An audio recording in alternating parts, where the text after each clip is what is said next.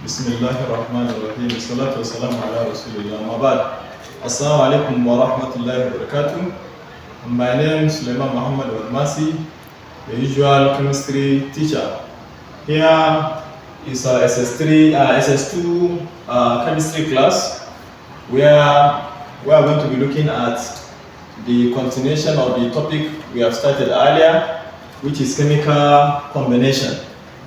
If you remember, we have done introduction to this topic, and we also listed the types of chemical combination we have, where we said we have electrovalent or ionic bonding or combination.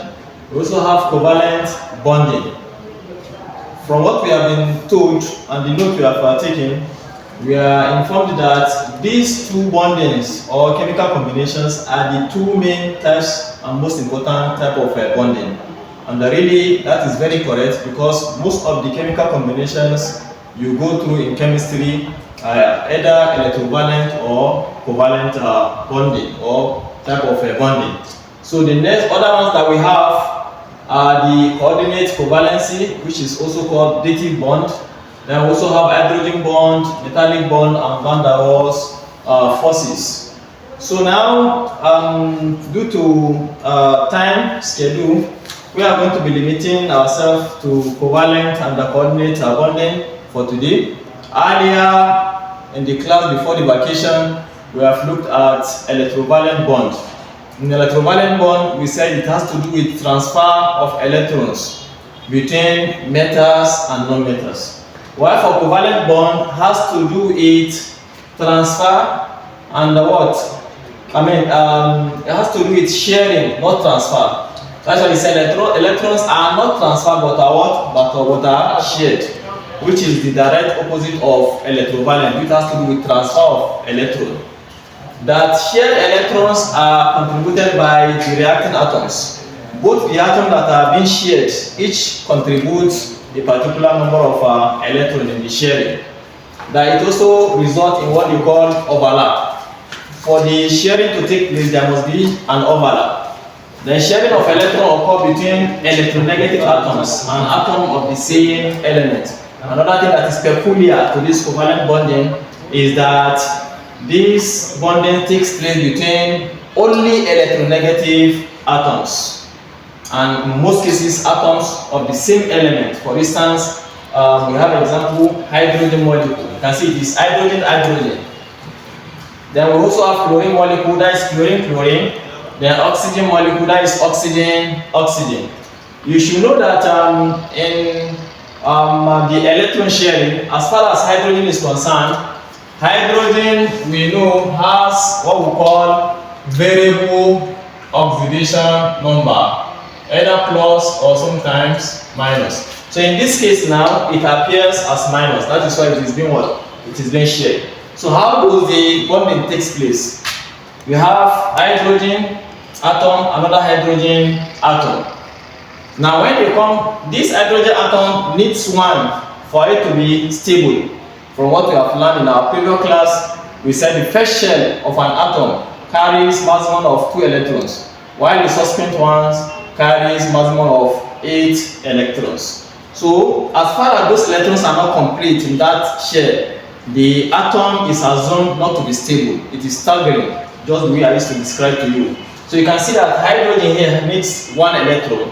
This hydrogen also what? Needs 1 electron. That's why you're having these 2 hydrogens. So for them to be stable and balanced, they have to come together as friends, so that this one electron will not be shared in between them. So it is here now, you now look at them as overlap. If you place the way they are, for instance, like this, if you place them now together, you can see if these hands are apart, these bigger hands, when they overlap now, you can see that they will be coming together. So that is exactly what we are having. So now you now look at it in a direction that this is just a shell or maybe an atom, and the first shell of an atom we say carries maximum of 2. You can see that this is going to be having what? Just 2 electrons. If you assume it that it is just 1 electron and 1 atom, the same with our first shell, you can see that it's going to be having 2 electrons, which is going to make it balanced or stable. So that is what we call it now, hydrogen molecule, because the molecule has been formed, just as you can see. While for the next example, which is chlorine molecule. Chlorine molecule, we don't have 17 electrons. First one is having 17 electrons, first shell 2, second one 8, the last one is having 7, which is having one unbalanced, that is 1 electron left for it to be stable or balanced. The second atom of chlorine, the same thing, 2, 8, and what? And 7. It's also needing what? Needing 1. So for it to be stable now, they have to what? Overlap or share this one together, so that each one will what? Will be stable and balanced. Or you can say there's going to be an overlap. So at the end of the day, if you assume that you are dealing with this atom only, you can see that if you count it, it's going to be having 288 compared to what we are having here, 287. If you also take this one like this, if you take it from the other angle, you are going to see that this atom is also going to be having 288, which is going to make it very stable. That is, so alhamdulillah. Now the last example we are going to be taking, which is the next type of chemical combination, is a coordinate covalent bond or bonding. Here in coordinate covalent, equal contribution and sharing of electron is not what is not observed. That is, it is characterized by sharing of lone pair of electron by a single atom. It is an atom in the sharing that donates the lone pair, while the other does not. We have an example here, the formation of hydrozonium ion.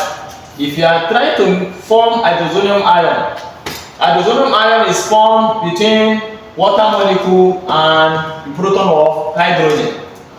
Now, if you look at this sketch, this is the sketch of water molecule, where you have two, under normal circumstance, in water molecule, oxygen and hydrogen are the ones that are what? That are coming together. Oxygen is having 8 electrons, while the water here is having 2 electrons. In oxygen molecule, we have 2, 6, which is going to be left with 2 for it to be balanced. That is why this hydrogen, 2 hydrogen, is now coming to it to donate 1 to it. So if I may sketch it like this, 2, we have 1. You can see this is oxygen, which is 8. Having 1, 2, 3, 4, 5, 6, then 7, 8. But you can see this last one is having 2 deficits. It's having 2 and left for it to be what? To be stable. So that is why hydrogen is now bringing its 1. Hydrogen, we know, is like this. So if you have 2 hydrogen now, 1 from this side, 1 from this side, hydrogen will now come here, another one will come from this side, so that this water will not what? Will not be, this molecule will not be stable and form a water molecule.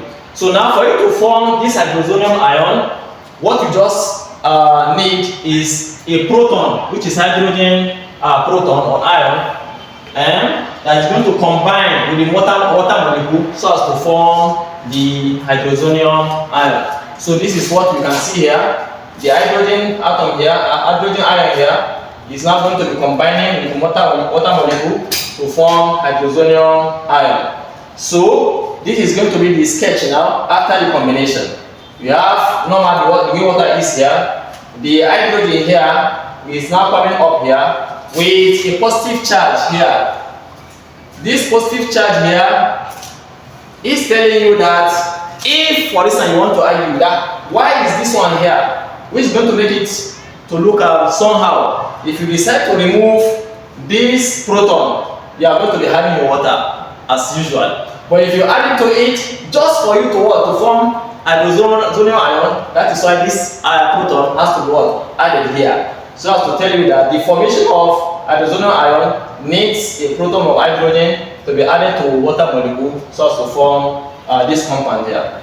Other examples which you can also try at your leisure time under the coordinate covalency is the formation of ammonium ion, where you have ammonia molecule to be combined with what? A proton atom to form ammonium ion. So you can try this and see if you are going to have a positive result. If not, inshallah, you are going to be very free to ask questions.